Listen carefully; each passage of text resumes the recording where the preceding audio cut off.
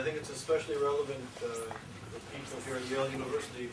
It's Professor Marcus, who used to run the U.S. Civil Rights Commission in the U.S. government. He's now a professor in New York, and he's speaking about anti-Semitism on U.S. campuses in the contemporary context. It's at 4:15 across the hall. So it'll be an important lecture for those in the academic community.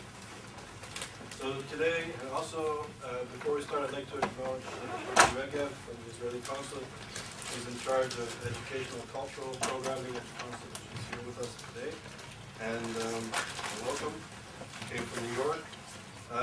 And today it's a real honor and a privilege to be able to introduce to you Dr. Boaz Shapira.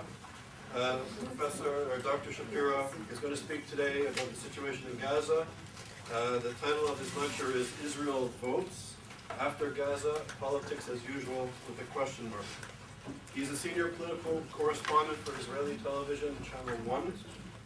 He's a lecturer at the Lauder School of Government and Diplomacy and Strategy, as well as the Sami Ofer School of Communications at the Interdisciplinary Centers, the IDC, which is Israel's foremost private university. It's about to host the Herzliya Conference, which is the major political security event in the Israeli academic and political context. It starts in about a week. Currently, he's the senior political correspondent for the Israeli television, and he's held this post since 2005. He's an expert focusing on issues of the Israeli politics. He's a fellow, he follows political events as a reporter, but also as an academic researcher. He's written a book called Coalitions, and this is a textbook that is used in Israeli political science departments throughout the country. And he's written widely on these issues in academic journals and also in the media. So it's a privilege to have you here today. Thank you very much.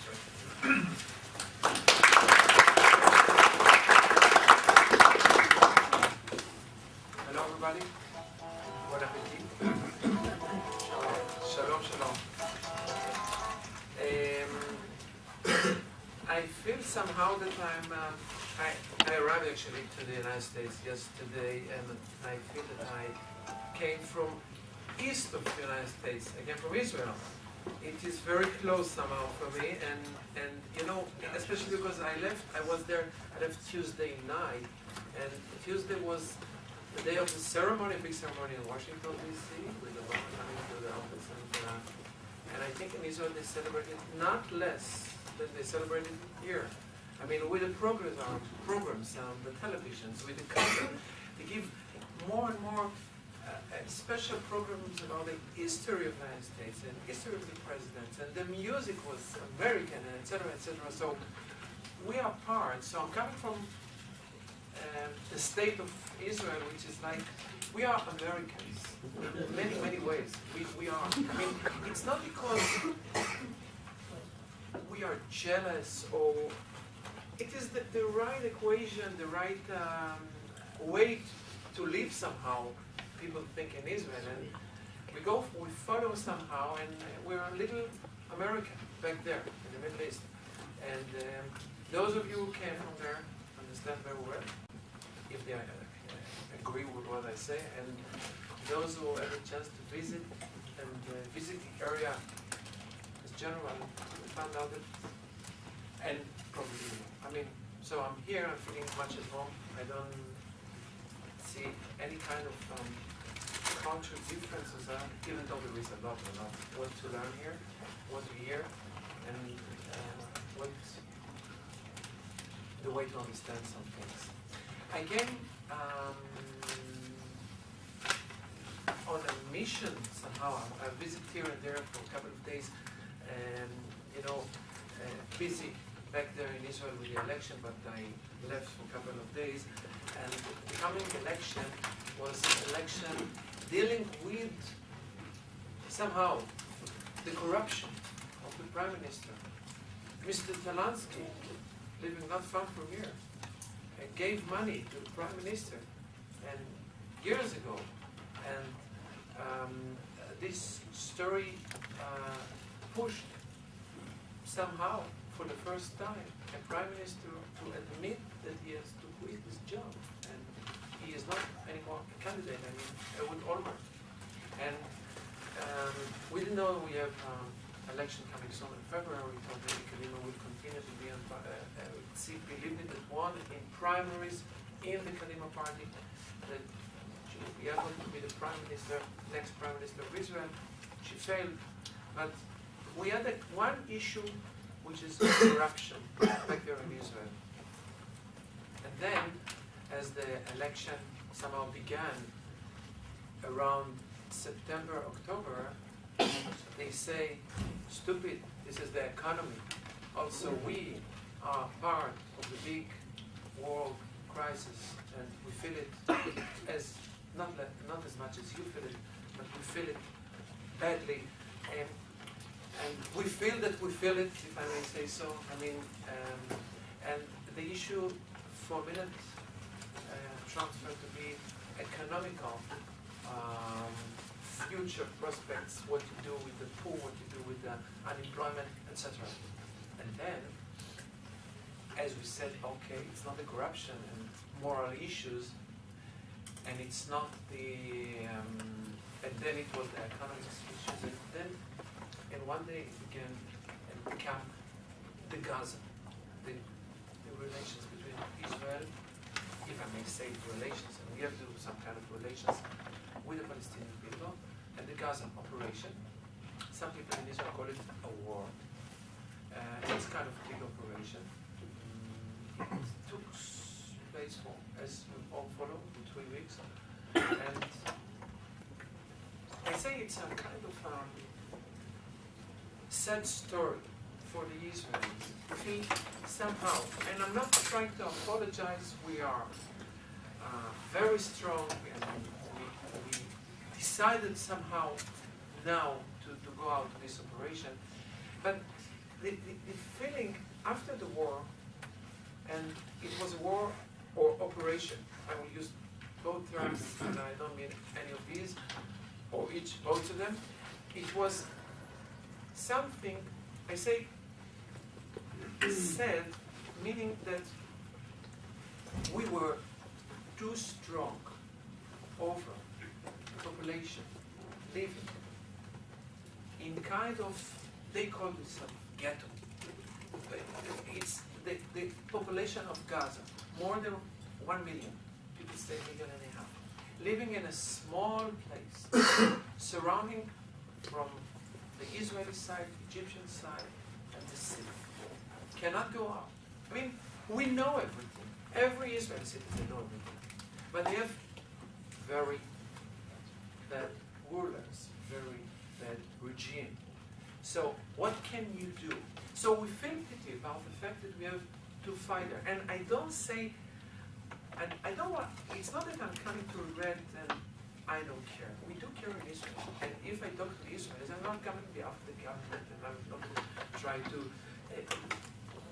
I'm telling about, and it's not from the academy where they are, or maybe on the left side, etc., etc. I'm not coming from the media, maybe they're on the left side, etc. The feeling of the Israelis, the Likud members, the right wing, they say, we have nothing against these people there. We can live with them, and we have to find a solution. Now we have two more millions, or let's say another 1 million plus, and figures, nobody knows exactly the figures, how many Palestinians are living in West Bank, in Gaza Strip.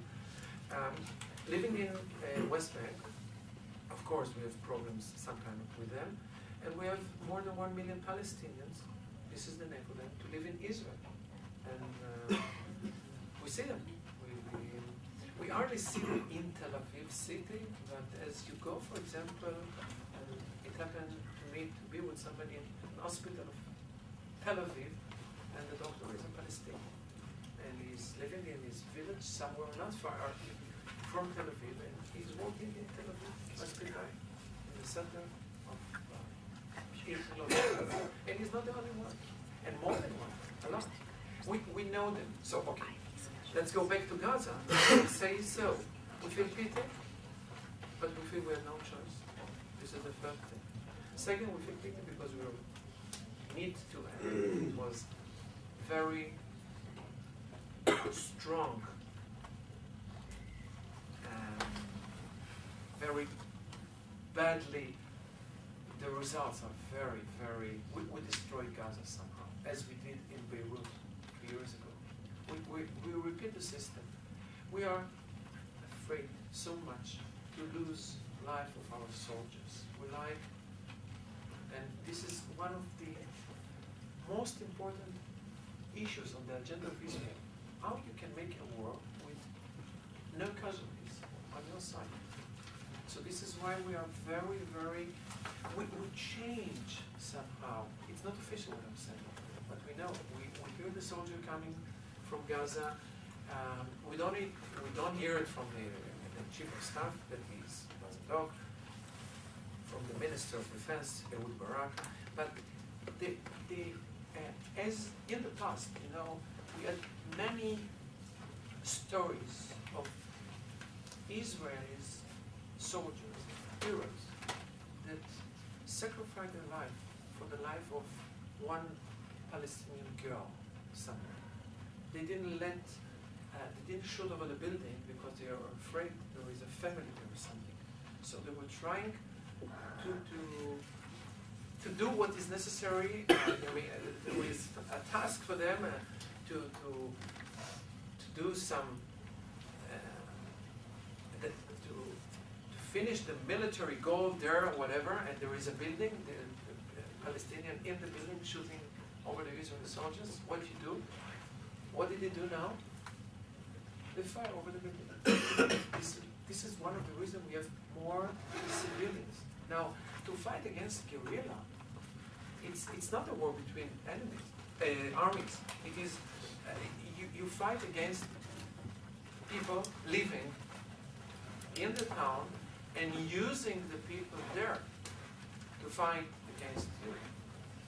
In other words, what we call the 3 hours of humanitarian ceasefire each day, not each day from the beginning of the war, but after a couple of days, according to the UN request, from 1 o'clock to 4 o'clock. And we stopped any military action, but they still did and fight. Let them do it. I mean, they have the reasons, etc., etc. And during these quiet hours, as you filmed what's going on, and it's by the not Palestinian, but Al Arabiya television, etc., that give the pictures of what's going on in Gaza from somewhere, and you see the fire rockets keep on going between 1 o'clock and 4 o'clock. It's live broadcast. I mean, it's not something, and it's not Israel to broadcast. And you see the rockets, the Qassam missiles, going out of Gaza on these quiet hours. It's not the Israeli, of course, on the direction to Israel. From where? From the city center. Now, what you should do, give up and say, okay, I'm not going to fire over to the same place because there are civilians in this area. What you do? You let them win the war, you let them do what they like because they do it from there, or you fire over the same. Now, between 1 o'clock to 4 o'clock, we did not, but in different hours, we did. So we feel badly because it was, I use the term too strong, and I'm ready to accept any other word. It's too aggressive or whatever. We were less than maybe other armies. I'm not feeling so much. I'm not. But, figures on the Israeli media to tell how many civilians were killed in Serbia by the NATO operation running by the United States. Clinton, Monica Lewinsky, in 98, somewhere, we don't remember. So the 78 days of air attacks over Belgrade, in the city center. I've been to Belgrade after, and I saw what happened there. I was a couple of years after. They left some of the buildings, some of the ruins, but there were 1,500 people killed on the Serbian side. 1,400 are civilians, and the rest during this war or something. I'm not familiar exactly with the details, but this is the official figures coming from NATO and from Serbia. So what you do, what can you do? I mean, if you fight people that fighting from the city centers. Now, this is one thing. Second, we are very sad about this operation because we have to pay the price, not as I mentioned before, but the international price. Now we're going to pay even more. Yes, the war ended from the diplomatic point of view in a very good way. We found all the leaders, not all, but 6 leaders of Europe, President of France, President of Italy, Prime Minister of Italy, Prime Minister of Spain, Chancellor of Germany, Prime Minister of Czechoslovakia. They all came on the day where the war is over to the Israeli Prime Minister in Jerusalem. I will repeat, in the Jewish capital of Israel, in Jerusalem. They don't like so much. They talk so much about this problematic Jerusalem, and they came, all of them, the 6 of them, to have dinner together with Prime Minister in the end of this war. Do you find any way to tell about the support of the diplomats, the states of Europe? Yes, they had a lot of this demonstration during the states, but this is an initiative of most Palestinians there. Not that we don't pay attention to that, and we see every and any single broadcast on the Israeli television. We are aware of these, but this was the end of the war by the diplomatic. But now we're going to fight more because we didn't let, as big armies don't let reporters to go into Gaza during the 3 weeks fighting. Now it is over. We are out of there. We may go there. Maybe you didn't see yet because the war was busy with Obama. America was busy in Uganda. America is less maybe discussing like Europe does about what we did in Gaza. And you know, when we bomb a city, so we bomb the city. You know, and maybe you remember the pictures in Beirut. It's more of the same. And Gaza, it's a poor state, it's one of the miserable places in all the Middle East. And there is nothing to destroy, and we destroy what is the nothing there.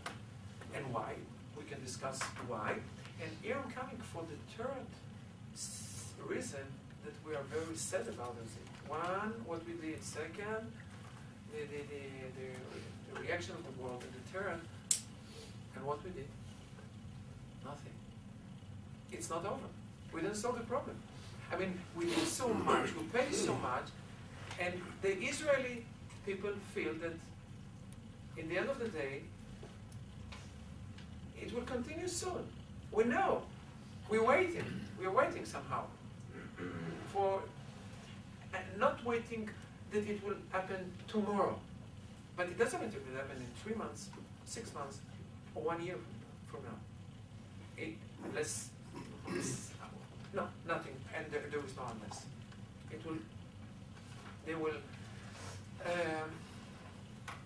come back with their missiles, and it is not over. So, being said, it's not a good way, but this is the truth.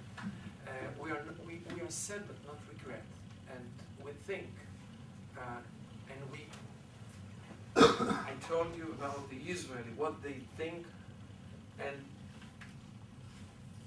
the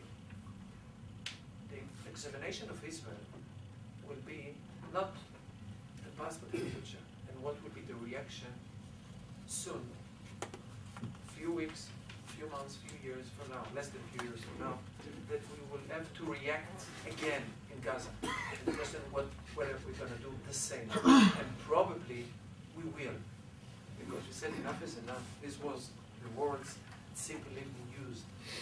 These words, exactly the words that Ehud Olmert used in Lebanon, 2nd Lebanon War. He said, enough is enough. Hey, we went out of Lebanon according to UN resolution.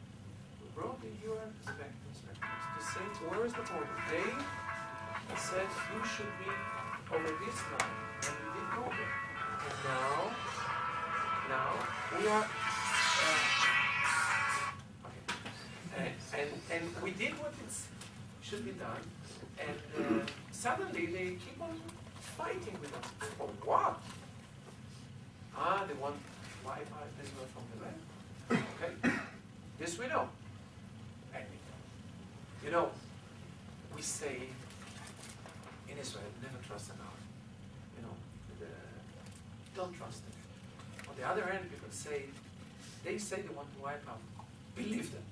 So to believe them or not to believe them, never trust an army.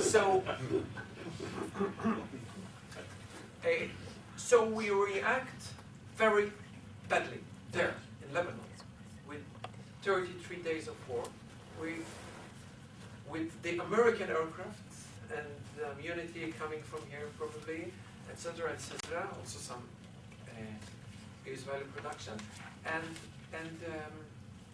in the end, after a few weeks, Nasrallah, the leader of Hezbollah, said, "I regret if I know in advance that this will be the results. I'm probably not going to this kill them because I paid too much." He said it. I have to say, he's sometimes very generous. This Nasrallah is, sometimes I feel it's like the Israeli politics. It's like, we see him so often, whenever he talks, we see what he says. We follow. So, and what happened in this war now in Gaza? After a week, the UN announced that he found Katyusha rockets ready for to plan some probably Palestinian groups to fire rockets toward Israel, and the UN found it and announced it. And the Hezbollah announced as soon as possible, we didn't do it, it's not ours. And after a week, the same probably Palestinian, there are a lot of Palestinians in Lebanon, of course, you know, refugees. So they fire 3 or 4 Katyusha rockets over a Shlomi, Nahariya. There was some damage there, and again Hezbollah declared by the television, etc. They are not regretting whatever, but it's not Hezbollah. They are afraid. Okay, this was we achieved somehow our goal. Look, Nasrallah came in the beginning of this operation in Gaza and said, "I'm looking for the support of all the Arab nation to be on the side of the Palestinians." How do you support? We know to support. We have the power to act, and I'm looking for the states to. And what he did, went down back to his shelter and stayed there, and didn't talk anymore. So, and I give you another example. We didn't hear any kind of problem coming from all West Bank during the war. There were few actions of some Palestinians to demonstrate or to throw stones. It was quiet. Why? They are afraid. What's the purpose of the operation in Gaza? It's to frighten the people who live in there. Hey, please, you are firing rockets over Israel for the last 8 years. So we ask you, we beg you, please stop.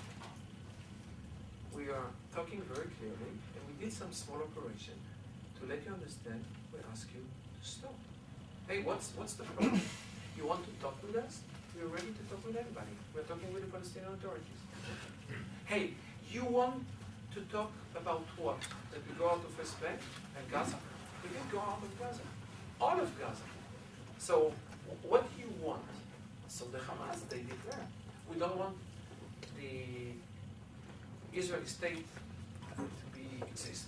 We want the Palestinian state. Okay, in this case, there is nothing to talk about. Still, there is what to talk about. But this is what they say. So, gentlemen, if you want to fire over rockets over Israel, we would like to have it. So please stop. So, if we were so, we did the wrong thing lately in these 3 weeks. So, and the world can condemn Israel for that, maybe. Where was the world to support Israel for 8 years to be quiet? We did the right thing for 8 years. We were shut up. Okay, there were few operations, but rarely. And yes, it's not a few, many more, but it was in purpose to stop it. And we said clearly, if they don't fire rockets, we are not intend to do anything. Now we open all the. We wanted to open the airport here and the port, the seaport, etc.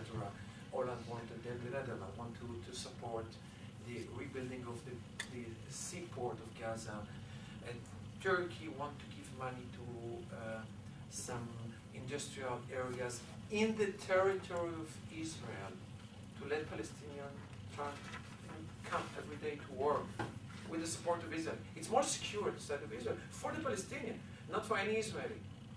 But the Hamas didn't let them get there. They were firing over the Palestinians trying to cross the border. So what you can do, you block the way. I mean, you don't say, okay. So we did all of what we did because we had no choice. And in the end, we went to this war. And the results that we did get nothing because we didn't change, of course, the regime. We didn't plan to do so, not in 3 weeks. I don't know if it's possible, and changing a regime, it's not a solution for a problem. You have to face. And actually, we've been talking about Gaza, and we have a lot more to talk, but this became the number one issue in the Israeli election. In the beginning of this war, it gave some popularity to the government that act should, and the Israeli people support each and every government in the first days of any kind of war, of course this kind of war, and this was a very short war, so we didn't find any other activities upcoming soon after. And we found that Kadima getting a little bit more support somehow, especially the Labour Party, leading by the Defense Minister Ehud Barak. But it is not much that can reflect and change the outcome of the results of the election. As we see now that there are two blocks, and there is the right and the left in Israel. The left is not exactly left. Now I'm moving from Gaza to talking a little bit about the Israeli election. There are two blocks in the Israeli political life. We have the left and the right. The left is not left. The left is not right. We have right and not right. Some of the left are in the left side. But some of the people on the right side are ready to make the big compromises with the Palestinians. Let me remind you, the Camp David agreement back in the 70s was created, was made by Menachem Begin, the leader of the Likud, that he planned it. And lately, a few years ago, the Likud decided about the disengagement, getting out from Gaza. It was again so this is the right page. Of course, some people in the Likud didn't like it, etc., etc. I know, but the right is looking to some progress in the Middle East crisis, big conflict. At the same time, those on the left side know to fight. It's not that they are left and they are giving up and surrender. And we see it lately with the war. Kadima had to prove that this party can fight against the Arabs and Tzipi Livni is like somehow kind of minister of defense. She's with the foreign affairs ministry, but now I want you maybe to understand the political life in Israel, and this will be regarding the political outcome of Gaza somehow, but to understand what is Israel politics, and we don't have, it's not, I'm teaching sometimes, I mean, as courses running in the university for all the semester, all the year, and I'm trying, and it's not, what I'm going to say now is not part of the election necessarily, it's the reality, and it's more than, as I'm a reporter of the political life in Israel, but it is the outcome to understand in 3 minutes the Israeli politics.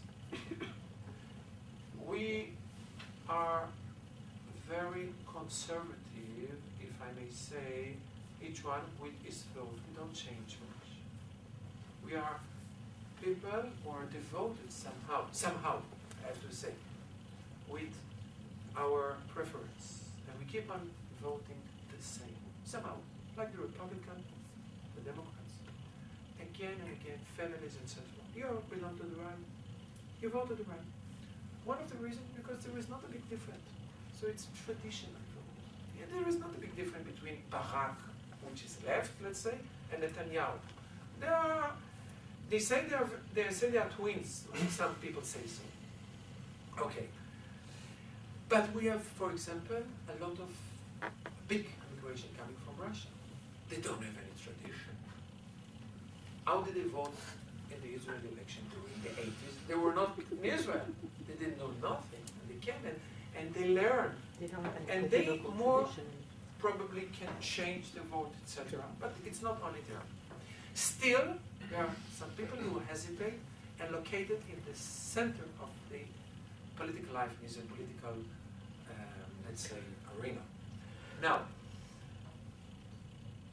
a little bit of history, 1 minute only. Till 77, when Begin won for the first time with the Likud party the election, we knew the results before the election. Mapai, Avoda, Ma'arach will win the election. It was again and again and again. There was a big surprise in the year 77 when Begin became Prime Minister of Israel. And this is a big change, not because for the first time he did it, and because it changed then, and it was changed since then, that we have actually two blocks. You know, we are more like America. Two parties, Democrats and Republican. Somehow looks alike. People can be here or there, support here or there. We have the traditional voting, and we have some years for this party and some years for the other. And the reason is, who is the one to stand to lead the party? Is charismatic more than the other. Now, what happened in Israel that we thought Begin will lose the coming election in 81, but he won 61 mandates in the Knesset. And then there was the 60-60 vote of 84 and the unity government. See, we established by these years the fact that we have two blocks with the same support. At the year 88, now since then, and I may say, we have a little bit more, as you see, 77, 81, and then 88, a little bit more support to the right, basically. It is 60 something, 50 something. But it's not necessarily you get it all the time. Then in 88, you get more support to the right. Shamir became the prime minister for 4 years. With Peres, without Peres. And then in 91, for the first time since 77, the Labour could win the election because they had with the Meretz party and the Arabs 61. So Rabin became prime minister. He had 61. Again, it's equal. And 61, he can do what he likes. He did the Oslo agreement. He had the support in the Knesset. He lost some of his members, the third way, etc. He had many problems. And you know how was it ended. I mean, but there's another thing. Let's go to 96. Netanyahu won hardly in the battle against Peres. Of course, in the parliament he got a little bit more. In 99, he lost to Barak. If I'm going to the parliament, I see that the results in the parliament was 60-60, but it was direct vote for prime minister, so Barak was the prime minister. And here we come to our time. Sharon won on the year 2003, and he got majority that clearly more than over 60 votes.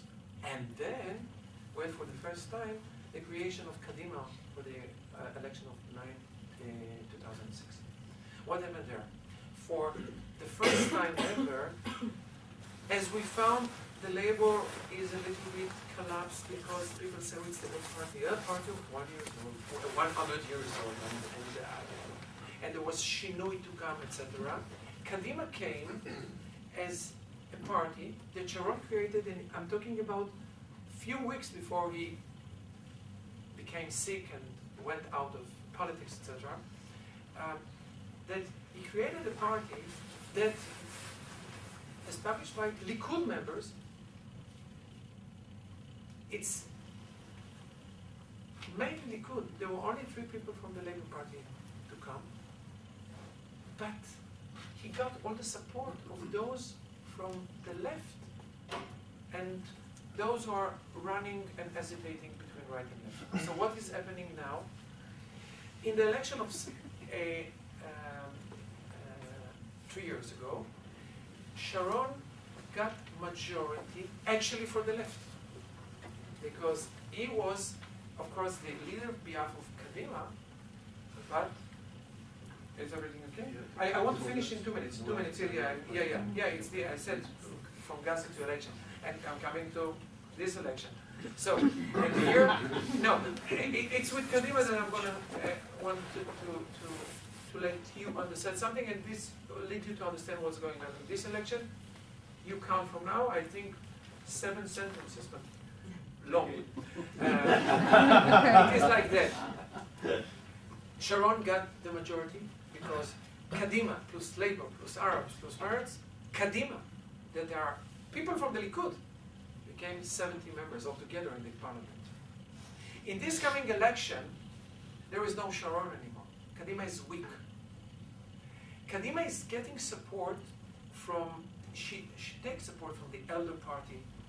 She takes some from the Labour Party. Kadima, that is 29 in the government, actually getting 30-something, 37. But at the same time, Kadima losing all the mandates that came from the Likud that Sharon could bring, and going back to Netanyahu. Don't see much different in the right wing. Netanyahu is taking 2 mandates from Shas party, and he's taking 1 mandate, and he's losing to Lieberman, etc. It's all the same. But he's getting back something like, we count 14 mandates, moving from the left to the right. If the left was 70, now they're going to be 55, 56. If they prevent the 14 mandates to move from one side to another, and if it will be only 10, and the war maybe was intended to do so, so you have again the equal results. Or if the left would get 61, so it's another 3-4 years of the left side. But now, by the polls, what we can see, the right has 63, 64, and I don't count how many they put in. And altogether means that the people that went with Sharon is coming back to the Likud. And we have again the traditional vote, the famous one, that you have the right wing to have the 63 mandates. Like we did in many, many occasions in '88 and during the years 96, 99, etc. So this is the outcome probably of the election, 2 weeks and some days from now. And in the Likud, they are afraid of a surprise that they will lose in the last few days 3-4 mandates, the right bloc. And in this case, it's another politics. But if they win, this will be the result and the outcome. Hear what I say. Thank you. Thank you very much. Thank you very much. So we have about 20 minutes, I think, for questions and answers. Please. So I'm going to start off with a question. So first of all, I have a question for you. Of the people here, how many people have read the Hamas charter? Okay, it's good. Usually when I give lectures, I ask the question. It's usually 1 or 2%. So you're about 50%. That's good. So of course, with Hamas, an institute that studies issues of anti-Semitism. So Hamas is obviously trying to cite all this anti-Semitism, compulsory destruction, not only the state of Israel, but the murdering of Jews in its founding document. It's sexist, homophobic, etc.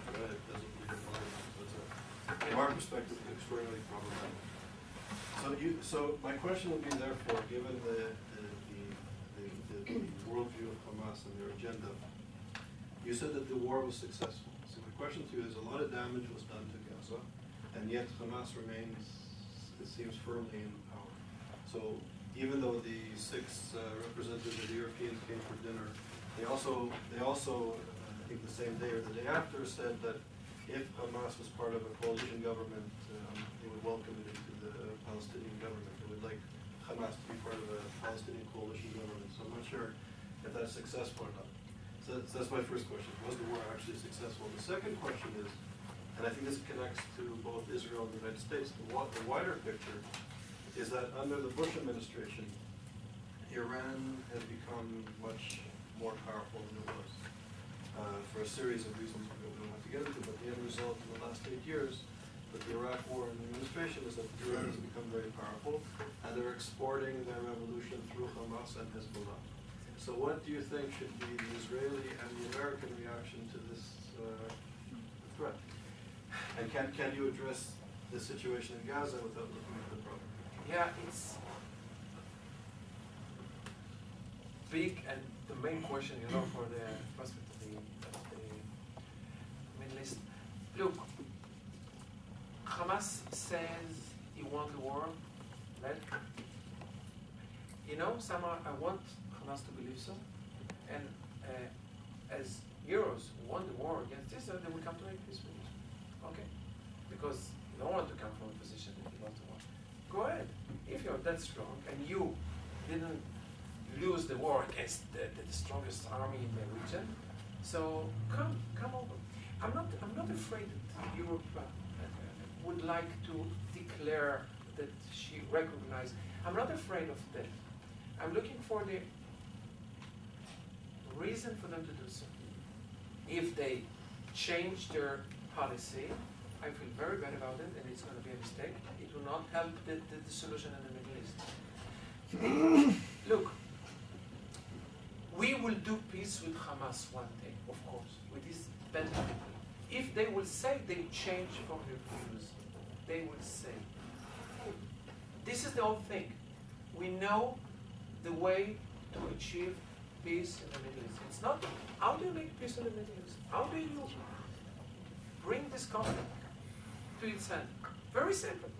We're ready to go out of most of West Bank. It's declared by the Likud government with Netanyahu as a minister. We are ready to go and to leave some, settlements here and there, etc. Okay, let's deal it once again. We're not ready to give any inch of Israel, of course. We're not ready for refugees. It's not. Okay, maybe 50,000, etc., etc. There is the way to solve the problem. But there is somebody that is ready to do it on the other side. Everything is ready, but there is nobody from the other side to accept it. And we don't bring them to the corner. It's a decent solution. According to the Union 47, somehow I know what we gain and what we lose. We thought Arafat can do it. I think Arafat didn't do, but it's history. Now we have the problem, Abu Mazen is ready, but he's weak. And then we have Mr. Akramania, the leader of Hamas. Mr. Akramania, maybe somehow, we don't see so, but look, we need a strong leader coming from the Palestinian side to lead his own people and keep them quiet. As you see, Gaza is quiet now because he is strong. And if he will one morning say, I'm ready to do peace with Israel, not peace, to do an agreement, I recognize the right of Israel to exist. And he will not gonna like us at all, but he will make some kind of an agreement and can keep it. Don't look for a solution. Solution, it's a word that you never get. Try to get an arrangement. Look, you're asking about Tzipi Livni and Netanyahu. What's the difference between them? I really don't know. They're both from the Likud. I know. I can. If you ask me to find, I will find. And if you ask me not to find, I will not find. Okay. I don't care who will be the next prime minister from Israel, from the Israelis, goals and anything. When I wake up in the morning, I want to know if Mubarak in Egypt is still in power. Yeah. I need this strong leader in Egypt to control over his people. You have more extreme in Egypt than in Gaza.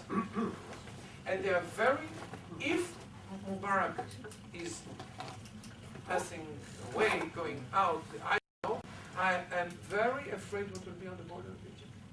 I have to, it's more important who will be the president of Egypt than who will be the prime minister of Israel. And thank to Mubarak, thank to Hafez Assad, the father, and Bashar, the son. They're very nice, really. I don't want them to like me. I don't need them, I don't need peace with them. They're quiet. Okay, they let me live, I let them live, etc. I have to be careful. I have the Jordanian family, but this is another story that I don't want to be friend of us. Whoa. I don't need Mubarak to be a friend of mine, and I love his policy that he is treating Israel badly. Very good. Because if you will be a friend of Israel, you will lose power. You saw what happened to Saddam. I mean, he should be very aggressive with Israel. No, he doesn't come to visit Israel. Nothing. Okay, I understand. But he still has the connection with the United States. I'm looking for Akrabania one day to be Mubarak, to control his people, to hate Israel, not to want to talk to us, but to keep his people quiet. And to accept the borders, etc. We give him more.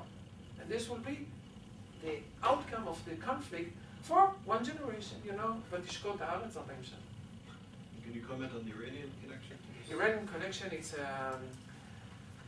Israel repeats and say all the time it's not an Israel problem, it's the world problem, and the world do nothing, and the world is late, and I'm sorry, we have to think over Iran as a nuclear superpower. It's over.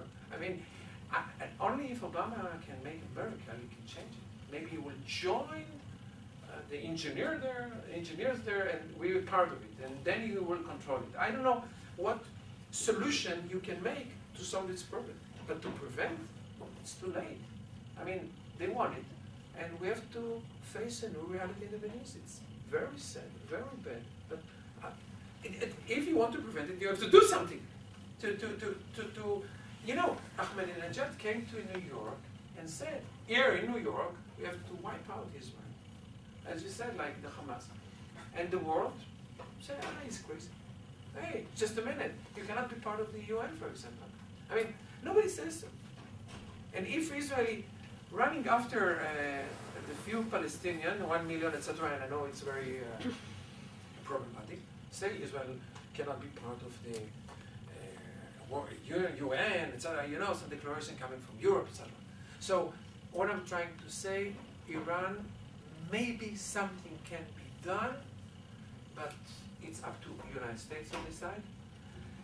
I hardly see Israel is acting alone. I mean, even in Syria, which was a small nuclear initiative there, we did it with the permission, with the supervision, etc. of the United States, and then we didn't say nothing about it, and in the United States, they declared we did it. We're not going to do anything. No, because any action we do, because the life of many thousands of Americans, and we know it, and not for this reason. I mean, I don't see Israel acting by itself, and I don't see that we can stop. This is the floor, please. This is okay. I think it's very good to hear and very important for us to hear your practical side. I mean, you sound very practical in response to these questions, not on some more abstract or theoretical level related to some documents, but how do we get a job done that we need to get done for our own well-being. And I wanted to, in that same spirit, ask you about your analysis of Gaza, where you kept saying, what choice did we have? We had no choice. Enough was enough. And my question is that it comes from a perspective as a physician. So let me just give you an analogy. Somebody comes to a physician and says they have a problem with my hip. Enough is enough, doc. I kept having this pain in my hip. I got to get my hip out. I got to get one of those new hips. Now, if you go to a hip specialist, they'll probably give you a new hip. You might go to another doctor who looks at your legs and makes a broader definition of the problem and says, I'm not going to intervene over here in your hip. I can see that your feet are a little bit uneven. If I just put a little thing in your shoe, you're going to walk different and your hip is going to feel better. So I'm a little worried by your analysis of what you gave to us, at least in this brief conversation, about what to do about the rocket fire from Gaza. Seemed a little too narrowly focused on just the rocket fire from Gaza, just the pain in the hip, rather than wondering if it's a broader issue where one might have intervened at a different point entirely in the system, like intervening in the foot to help the hip. And I'm a little worried that Israel uses responses to old questions and old problems and situations in new situations, and the response may have worked in the past, but really isn't the practical response to the new situation, and too much like the hip doctor who just wants to take out the hip. Well, you know, if what we are now with Gaza, it's not trying to solve the Palestinian problem. And maybe it was in the eve of election, and the purpose of that to show that the coalition, out coalition, and maybe remain coalition, of Kadima and Labour can do a war and stop the Muslims for 8 years. We asked them. So this was the purpose, and we maybe obtain it, at least for the coming weeks. You know, there is somebody that is hurting your hip, is touching your hip. Somebody's coming and give you, I don't know, touch it all the time. Say, please don't do it. And he come again and hit your hip, just like that. No, nothing. He said, nothing. Another one. So you say, please, I want you to not to do it anymore. And he does it once again. You're not going to solve the relations with gentlemen, but one day when he comes and does it, you hit him badly that he said, oh la la, I'm not doing it again because he's crazy. We wanted to be in this world the crazy part of the crazy neighbor. We want to be crazy. We decided that for the meanwhile, even we don't like to be, we are going to be the crazy one. No, I know you decided that. We love so much to hear from Hezbollah, but we said, just a minute, we're ready to talk to you. You recognize our right to exist here? Yes or no? If somebody says, no, I'm not, I shouldn't talk to you. This one little thing you should change. Arafat did. What happened to Arafat? We suggest a mistake to become the leader of the Palestinian entity. And so, what is that? I mean, this was a small dialogue to let them understand that we are, if we say enough is enough, so we mean enough, it's not the solution. And we feel badly what's going on in Gaza. We want to help, we want to go there, we want to do something. We say, hey, we went out in Gaza. I know they want the solution for the conflict. I know. And I really appreciate what they do for that. They don't give up, maybe as others. But they should understand that we are ready to talk. We are talking. And there is what to talk, there is other means of pressure. If they prefer it, we know to react. Okay, so we have like 10 minutes left, so we can take a few quick I will questions. give quick answers. Okay, that's it. So first, Okay, thank you. Has the window of opportunity for a two-state solution, has it closed? No, Is it closing? No. It hasn't. It seems that many of the Palestinians will have to realize that they can work Israel into a situation where there can't be a two-state solution, rather than we go for a binational state. And if there's a binational state, it would be a very clever strategy to put an end to Israel altogether, because then there would be heavy pressure from the international media and community to pressure Israel, a la South Africa, one person, one vote, and this would be tremendously difficult for Israel to work against. You know where's the answer? I don't know. Here in this room. Why do I mean so? Very sharp and clear. For now, we don't need you, but your support. As soon, next generation, we need your vote.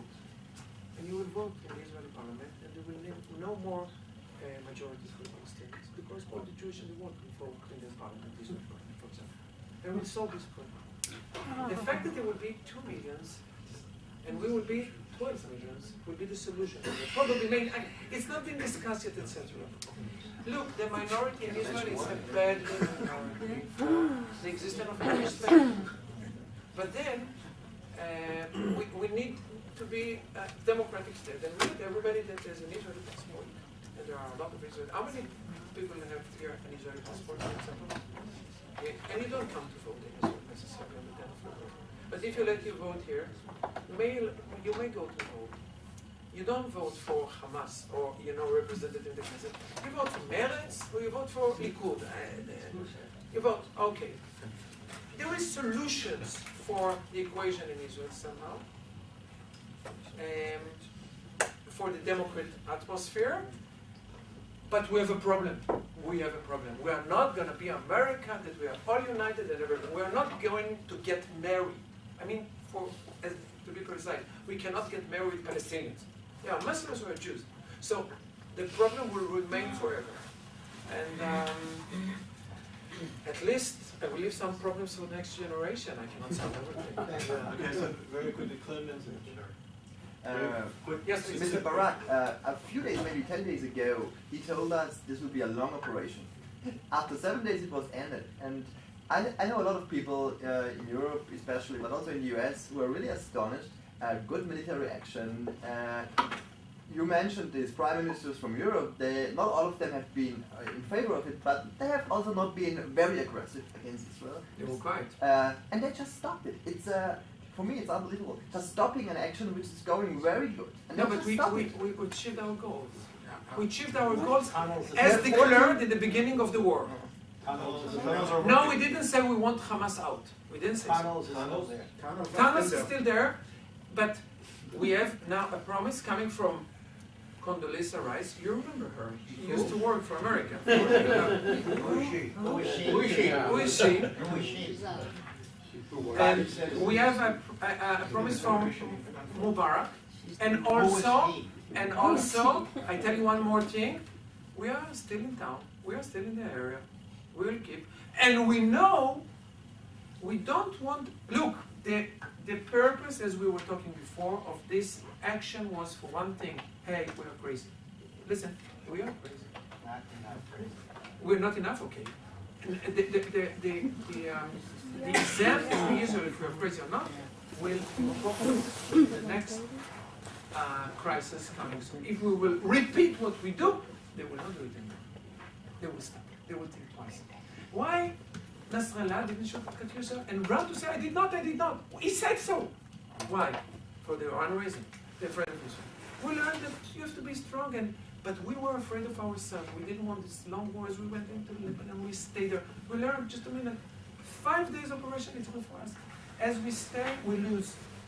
They kill our soldiers, we don't like the war. You go, Barak didn't say long operation, but he meant for years or something. He has an election, wants all soldiers to be back. And he knows that he cannot, and they planned it very well. Airstrike for 1 week, infantry for another week and so, going out. This is it, you learn. And they declare clearly, we don't want Gilad, we want so much badly, but we are not looking for the return of Gilad Shalit, this Israeli soldier there. We are not looking for a collapse of the Hamas regime. This is the goal. We achieved this goal, and we are ready there in the neighborhood to act once again. Okay, I'm going to get, so a very quick question, we have like 3 minutes left in the room. Quick question about internal politics in Israel, and I would like to ask about the electability of Tzipi Livni in the light of this military operation in Gaza. One thing we tend to ignore, and I would like to bring into the conversation questions of gender, because there is a military discourse in Israel, which is very strong. To what extent do you feel that this recent military action affect her electability, affect the way in which she could get elected? Again, it's not direct elections, but still, when people are voting for Kadima versus Avoda or Likud, they do vote for a leader.